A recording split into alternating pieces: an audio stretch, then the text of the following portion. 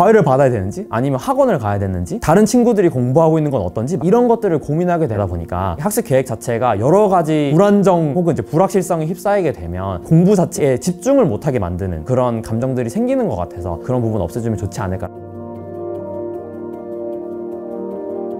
저는 리드에서 AI 연구를 하고 있는 신동민이라고 하고요. 저는 학부에서는 사범대를 전공을 했어요. 다양한 교육봉사를 할 기회가 있어서 여러 가지 이제 봉사 활동도 해보게 되었는데 그런 실제 교육과 관련된 경험을 하면서 이제 느꼈던 것은 이렇게 제가 한 명의 선생님이 된다고 해서 교육의 풍경을 바꿀 수 있을까 이제 이런 고민이 좀 들었어요. 우연치 않게 그 산업공학과에 있는 데이터 마이닝 수업을 듣게 되었고 그러면서 데이터를 가지고 교육과 접목을 하게 되면 교육을 바꿀 수 있겠다 희망 같은 게 좀 생기긴 했었고요. 그렇게 해서 AI 쪽을 공부를 하기 시작했고 그러면서 석사 과정도 산업공학과로 전공을 완전히 바꿔가지고 진학을 해서 한 2년 정도 이제 석사 기간 동안 데이터 공부와 어떻게 하면 교육에 이런 것들을 접목시킬 수 있을지 고민하는 시간을 보냈습니다. 교육으로 AI를 하는 회사들을 많이 찾아봤는데 제가 알아볼 당시에는 리드밖에 없었고요. 제가 처음에 들어왔을 때 이제 20명에서 시작을 했었거든요. 그때는 AI 연구하시는 분도 2명 정도밖에 없었고요. 너무 해결하고 싶은 문제는 많지만 이걸 다 할 수 있을까? 이제 이런 생각들이 되게 많았었고 어떻게 보면 현재 주어진 AI 연구 자체보다 프로덕트의 문제를 해결하는 데 2년을 쓴 것 같고요. 그렇게 버티면서 오다가 사람들이 점점 늘어나고 프로덕트도 어느 정도 안정화되다 보니 연구가 정말 1년 사이에 되게 많이 됐어요. 확실히 이제 기반들이 많이 잦아지다 보니까 경호대 매측을 할 때 기존에 사용하던 콜라보레이티브 필터링 방식이 아니라 딥러닝 실제로 적용하기 시작하고 트랜스포머도 쓰고 이제 이런 논문들도 나오기 시작을 했고 점수 예측 모델을 발전시키기 위해서도 2년 동안 기다려왔던 데이터들을 활용하는 게 굉장히 큰 역할을 했었고 저희가 1억 건이 넘는 굉장히 방대한 양의 유저들의 문제풀이 데이터들을 가지고 있고요. 그리고 이제 이 데이터를 수집하는 방식 자체도 실제로 유저들이 모바일 기기 혹은 웹을 활용해서 문제를 풀면서 수집된 데이터이기 때문에 다른 데이터셋에서는 볼 수 없는 그런 일단 특성을 가지고 있고요. 그런 것들을 기반으로 해서 연구를 어느 정도 진척을 시켜놓은 다음에 기술력을 가지고 있는 상태에서 AI 에드 챌린지 같은 거를 하게 되다 보니까 AI 에드가 중요하다라는 확신, 믿음 약간 그런 것들이 다른 사람들한테 전파됐으면 하는 바람이 있기는 해요.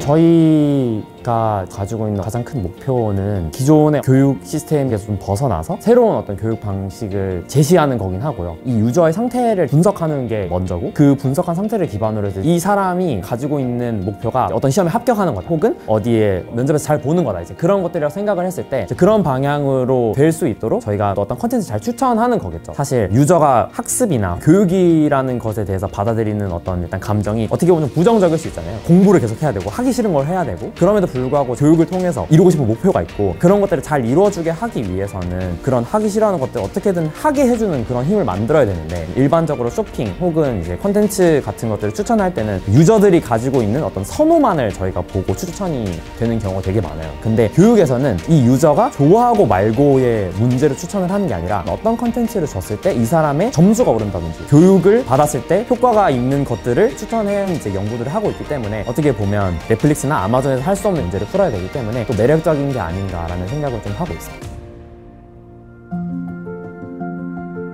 저희는 프로덕트가 실제로 존재하고 실제로 유저에게 AI로서 가치를 주는 것을 가장 우선시하는 연구 방향을 생각하고 있거든요. 아직도 기억에 남는 순간들은 점수 예측 모델을 딥러닝 모델로 변경을 했을 때 그게 유저들의 어떤 활동 지표들이 정오답 예측이 유의미하게 정말 많이 올랐을 때 보람을 많이 느끼는 것 같아요. 저는 이제 공부를 하면서 즐거웠던 순간은 개념을 새로 배울 때 공부를 하면서 지식을 아는 그 자체가 되게 즐거웠던 것 같아요. 반면에 새로운 어떤 과목을 맞닥뜨렸을 때 이걸 도대체 어떻게 공부해야 되고 과외를 받아야 되는지 아니면 학원을 가야 되는지 다른 친구들이 공부하고 있는 건 어떤지 이런 것들을 고민하게 되다 보니까 학습 계획 자체가 여러 가지 불안정 혹은 이제 불확실성에 휩싸이게 되면 공부 자체에 집중을 못하게 만드는 그런 감정들이 생기는 것 같아서 그런 부분 없애주면 좋지 않을까. 저희 목표 자체가 유저에게 딱 필요한 커리큘럼을 제공하고 상태를 분석해서 딱 맞는 문제들만 추천하고 정말 지식을 학습하고 내가 원하는 목표에 이루는 그 자체에만 집중을 하고 그 이외에 내가 어떤 선생님을 고를지 어떤 문제집을 고를지 이제 내가 학습을 하기 위해 세워야 되는 계획들 자체를 없애는 것이 저희 연구가 나아가고 있는 가장 큰 목표가 아닌가 생각을 하고 있습니다.